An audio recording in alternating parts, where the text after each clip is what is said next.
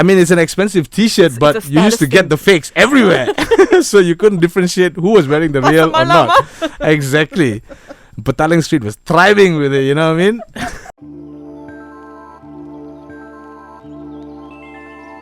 Mix FM playing you today's best music. What's up? It's Ashley hanging out with you on the 2000s with my very special guest, Yo. MC Syze. Thank you for coming into the studio. Thank you for having me, Ashley. We were just playing your song, Dancing. Yeah. Love it, love. It was such a huge hit. All of the stations were playing it. Yeah, Everyone man. was singing along to it. And like, I mean, it's just such a feel-good song. Yeah, and of course. we're still vibing to it today. Timeless. It's a timeless piece. That's the word. That's the word. So you just told me you're working on your second album. Yes, ma'am. Yeah. I So am. what can we expect? You're gonna expect. I mean, you can expect a lot of original sound and more stories from MC Syze. Nice, You know what I mean? Like, Nice. because I'm from Brickfields and I've got tons of stories to share. So I've put together a couple of songs, and right now I'm just like maybe 5 songs deep. I've got maybe another 5 or 6 more to go. Cool. So yeah, it's all in the works. All the best. All the best. Do you Can't have wait for y'all to hear it. So what has changed? Like, you said you've got a lot of stories to tell. You're from Brickfields. Like, has a lot changed, since you were growing up back then and now? I would say pretty much a lot of things have changed, Yeah. actually, Yeah. especially when it comes to music. Like these days, we don't get those, that classic boom bap sounding beats no more. Everything is pretty much draked up, and everybody wants to sound like Drake, and everybody wants to sound like J. Cole, and the beats have a very uniform pattern, and you can't tell the difference between one beat from the other unless and until you're really listening to it really hard, and then you can and then you only can differentiate like between certain beats. But then other than that, I would say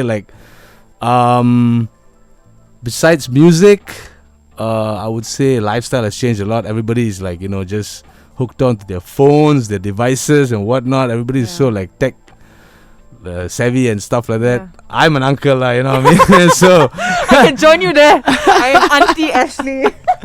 yeah, so I'm trying my best to keep up and stay relevant at all Yeah, times, yeah. because it's already 2022 and everybody is they're taking so many different ways and to actually express themselves, Yeah. especially with Instagram and TikTok, and 100%, so yeah. much of stuff to keep really up to, tough. man, and it's a lot of work. It's is. not funny. It really is. Yeah, man. And I It's mean, a like, full-time job, eh?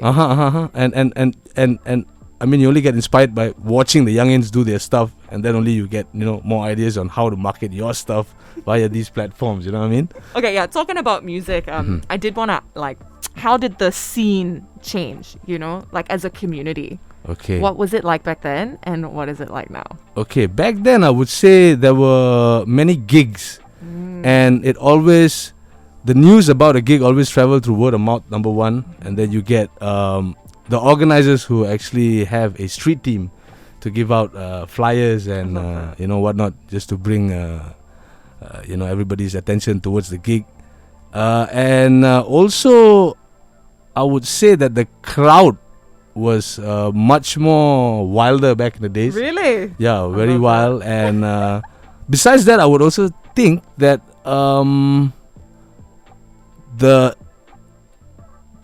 whole movement itself has actually grown. It has actually doubled, tripled from what it used to be. But it's just that now with the whole pandemic and stuff like that, we don't really get gigs, Yeah. because hip hop artists actually make their money via shows. Yeah. So now with a truncation of that going on, it's kind of sad. So let's hope for the best, Yeah. Especially we're heading to this endemic period, right? So hopefully everything gets back on track. And yeah, these are the couple, few of the differences from back then till now, lah. So everything is just marketed via your social media, your Instagram and your TikTok and your Facebook and all of that. But back then was basically word of mouth, Yeah. and everybody just knew, and everybody just gathered. And before the gigs, they would have cypher sessions outside. You know what I mean? Like everybody with their own cams and stuff like that. Then they come through and hey, yo, you want a cypher? And then they start ciphering. It's like a warm up before you go in for the main show. You know what I mean? So fun. Yeah. Okay, this one's fun. What was your least favorite fashion trend of the time of the 2000s?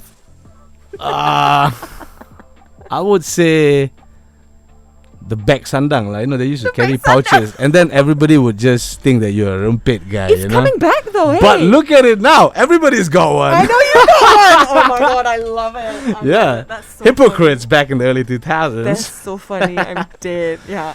Yeah, the Fashion bag is just a sandang. cycle, man. It's coming back. It's coming Yeah, back. It's and- so in trend now. Everybody Yeah, has it. and besides that pouch bag, right? Everybody used to wear this that number 3 polo tees, Oh my you gosh, know. yes. Kanye, Yes. we gotta blame Kanye for that, Yeah. you know. But then it just took a different direction over here, and everybody was like, "Yo, man, like it's."